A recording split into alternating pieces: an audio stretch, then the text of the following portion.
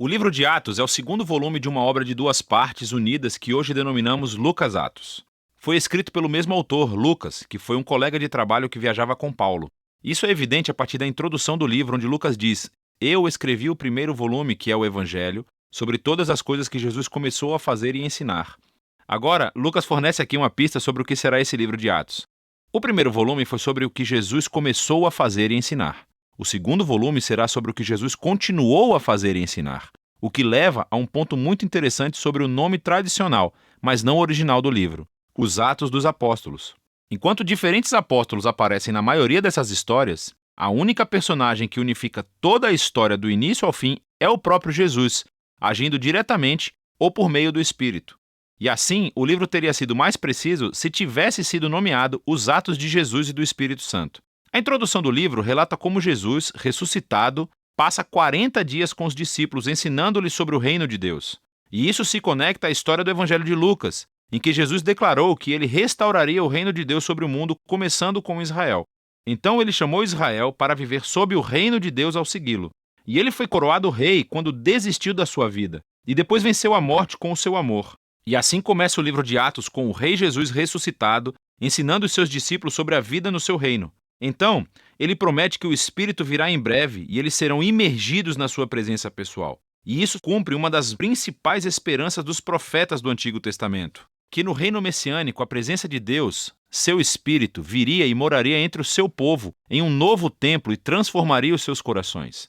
E então Jesus diz: quando isso acontecer, o Espírito capacitará seus discípulos a serem minhas testemunhas em Jerusalém, Judeia e Samaria, até os confins da terra. A partir daqui, Jesus é levado por uma nuvem, uma imagem extraída do livro de Daniel, capítulo 7. Mostra como Jesus está sendo coroado como o Filho do Homem que foi inocentado após seu sofrimento e agora compartilha do governo de Deus sobre o mundo. E ele promete que um dia ele voltará. Os principais temas e o modelo do livro de Atos fluem diretamente a partir desse capítulo de abertura. Essa é uma história sobre Jesus conduzindo o seu povo através do Espírito a irem pelo mundo inteiro, convidando todas as nações a viver sob seu reino. E então, a história começará com essa mensagem sendo divulgada em Jerusalém, e depois pelas regiões vizinhas da Judéia e Samaria, repletas de pessoas não judias, e depois de lá para todas as nações até os confins da terra. Esse vídeo se concentrará na primeira metade do livro. Então, a seção que se concentra em Jerusalém começa com os seguidores de Jesus aguardando pela festa de Pentecostes, quando todos esses peregrinos judeus de todo o mundo antigo estavam na cidade. E o Espírito Santo vem sobre os discípulos como um forte vento e algo como chamas aparece sobre a cabeça de cada pessoa e juntos começam a anunciar e contar histórias dos atos poderosos de Deus. E eles começam a falar nessas línguas que não conheciam antes, mas todos os que estavam reunidos conseguiam entender tudo perfeitamente. Para compreender o que Lucas enfatiza na história, é crucial entender as origens dessas imagens no Antigo Testamento. Então, primeiro, o vento e o fogo são uma alusão direta às histórias sobre a presença ardente e gloriosa de Deus enchendo o tabernáculo e o templo. E também está relacionado com as promessas proféticas de que Deus viria e viveria no novo templo do reino messiânico por meio do seu Espírito. Aqui em Atos, a presença ardente de Deus vem habitar no meio do seu povo, não em um edifício. Lucas está dizendo que o novo templo prometido pelos profetas é a nova aliança da família de Jesus, o povo de Jesus, o que se relaciona à segunda coisa que Lucas está tentando dizer aqui. Os profetas prometeram que, quando Deus viesse habitar no seu novo templo, ele reunificaria todas as tribos de Israel sob o reino messiânico, e as boas novas do reino de Deus seriam divulgadas e anunciadas às nações. Lucas descreve em detalhes a integração de multitribos internacionais de todos os israelitas que estavam lá em Pentecostes e que responderam à mensagem de Pedro. Os apóstolos, então, continuam convidando os israelitas a reconhecer Jesus como seu Messias, e milhares responderam, formando novas comunidades de generosidade, adoração e celebração. Mas nem todo mundo estava celebrando. A partir daqui, Lucas mostra como a nova família de Jesus rapidamente enfrentou hostilidade dos líderes de Jerusalém. Com um modelo simétrico realmente muito bonito, Lucas narra um conto de 2 templos. Assim, o novo templo de Deus, a comunidade dos seguidores de Jesus, se reunia todos os dias no pátio do templo e de casa em casa. E no meio desses avisos há duas histórias sobre Pedro e os outros apóstolos que estavam curando pessoas nos pátios do templo e foram presos pelos líderes do templo, seguidas cada uma por um discurso de Pedro clamando que Jesus é o verdadeiro rei de Israel. E no centro de tudo, há essa história sobre os seguidores de Jesus doarem bens e propriedades para um fundo comum a fim de ajudar os pobres.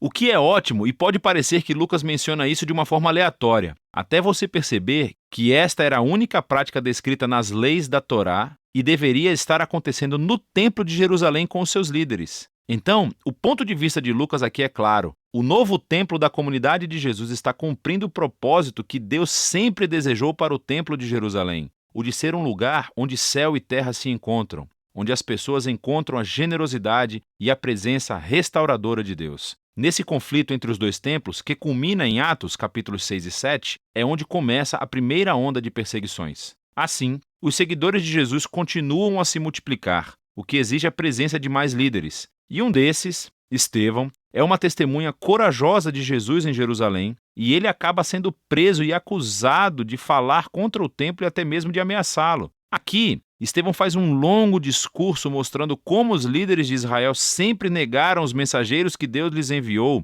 inclusive Jesus e os seus discípulos. Então os líderes de Jerusalém, em fúria, assassinam Estevão e iniciam uma onda de perseguições contra os seguidores de Jesus, o que expulsa a maioria deles da cidade. Contudo, isso tem um efeito paradoxal. Lucas mostra como essa estratégia, na verdade, se tornou um meio pelo qual o povo de Jesus agora é enviado à Judéia e Samaria. Nessa sessão, Lucas reúne um conjunto diversificado de histórias que mostram como a comunidade de Jesus, em sua maioria judaica e baseada em Jerusalém, tornou-se um movimento internacional e multiétnico. Então, primeiro vem a missão de Filipe em Samaria. É a terra dos inimigos odiados de Israel e muitos deles vêm a seguir Jesus.